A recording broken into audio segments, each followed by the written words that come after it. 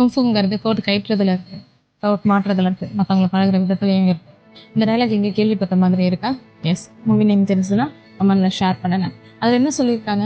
Kung fu அப்படிங்கிறது day to day லைஃப்பில் நம்ம எதில் வேணால் கற்றுக்கலாம், எல்லா விஷயத்துலையும் குங்ஃபு கலந்துருக்கு. அதே போல தான் ப்ரோக்ராமிங், நம்ம டே டு டேயில் இருக்கிற எல்லா விஷயத்துலையுமே ப்ரோக்ராமிங் கலந்துருக்கு. மரம், செடி, கொடியாக இருக்கட்டும், வானத்திலேருந்து வர மழையாக இருக்கட்டும், ஒரு விதையிலேருந்து மரமாக தான் இருக்கும். இது எல்லா விஷயத்துலையுமே ப்ரோக்ராமிங் இருக்குது. இல்லை ஒரு இலையும் பாருங்கள் சேமாக இருக்கிறதில்ல, ஒரு காயும் சேமாக இருக்கிறதில்ல. அதில் இருக்கிற இன்ஸ்ட்ரக்ஷனை பேஸ் பண்ணி தான் அதோட காயாக இருக்கட்டும், இலையாக இருக்கட்டும், அது மரமாக இருக்கட்டும், எல்லாமே வளரும்.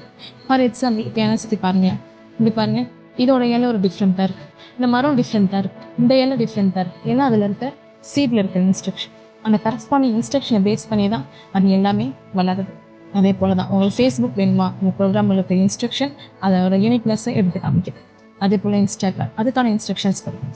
ஸோ இதே போல் ஒரு விஷயத்துக்கும் டிஃப்ரெண்ட் கைண்ட் ஆஃப் இன்ஸ்ட்ரக்ஷன்ஸை பேஸ் பண்ணி இந்த ஆப் கிரியேட் ஆகுது. மேலும் சொல்லுங்கள்.